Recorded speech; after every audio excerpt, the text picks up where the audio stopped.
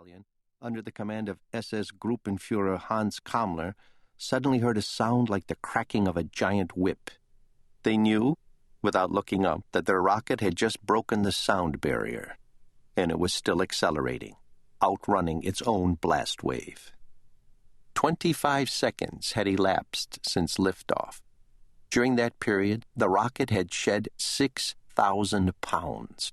The temperature of the sheet metal covering parts of its outer skin had spiked from 297 degrees below 0 Fahrenheit at the time of fueling to over 300 degrees. The stress on its steel rib cage and interior framing had increased to nearly 4 times the force of gravity.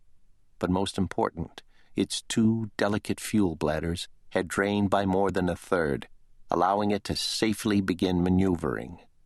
At last, the rocket was truly free. As if emboldened by its liberation from a strictly upward trajectory, it gained even more speed and altitude as it rolled gracefully on its axis, veered west, and bowed its long, tapered body in a 45-degree inclination. 10 miles below, the Dutch coastline retreated from view, giving way to the inky blackness of the North Sea. The rocket was now traveling at twice the speed of sound, still climbing. Vanes in its 4 tail fins adjusted trim, pitch, and yaw, aided by heat-resistant graphite rudders that directed the flow of its white-hot exhaust gases. The steering mechanisms were in turn guided by a gyroscopic platform fitted beneath the nose cone.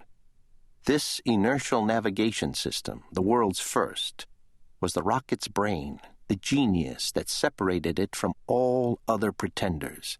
The gimbaled spinning wheels, rotating at 2,000 revolutions per minute, pointed in the same direction no matter where the rocket moved.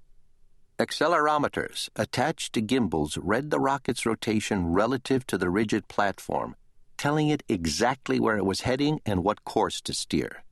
But though the rocket had freedom of motion, it did not have free will.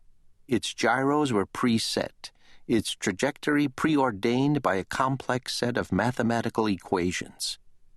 Now those calculations told it to reduce its trim, to increase its inclination to 49 degrees. It did so, with the flick of a fin, a tiny twist of the rudder. The new bearing proved an easier angle of ascent, allowing it to go faster still. As thousands more pounds of propellant burned off, the rocket's thrust-to-weight ratio, so adverse at liftoff, grew increasingly favorable. Now that its motor was no longer pushing such a heavy load, it could really let loose, plowing forward at 3,335 miles an hour. 15 miles above sea level, the rocket entered the upper layers of the atmosphere, where combustion engines normally suffocate in the thin air. But it breathed easily because it carried its own supply of liquid oxygen. The negative G-forces generated by its sustained acceleration now generated 8 times the pull of gravity, compressing its nose and ribs. Soon its skin began to itch from atmospheric friction, heating in places to 500 degrees. But it felt light as a butterfly. It had dropped 17,000 of its original 27,000 pounds and was moving a mile a second. 63 seconds into its flight, the rocket ceased being a rocket. At an altitude of 17 miles, the turbine shut down, cutting off fuel to the combustion chamber.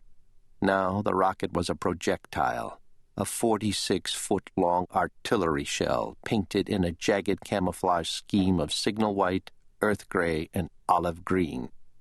Although no longer under power, the rocket still rose, moving at 3,500 miles per hour. The laws of physics that had gotten it this far would see it through the final leg of the journey.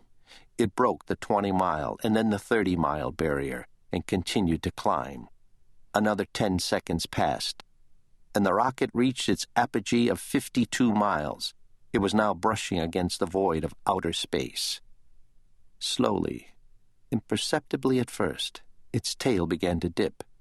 It still hurtled forward at nearly 5 times the speed of sound, but it was now losing altitude and velocity, and its stabilizer fins had no grip as it tumbled backward toward Earth. The tug-of-war between the forces of momentum and gravity had begun.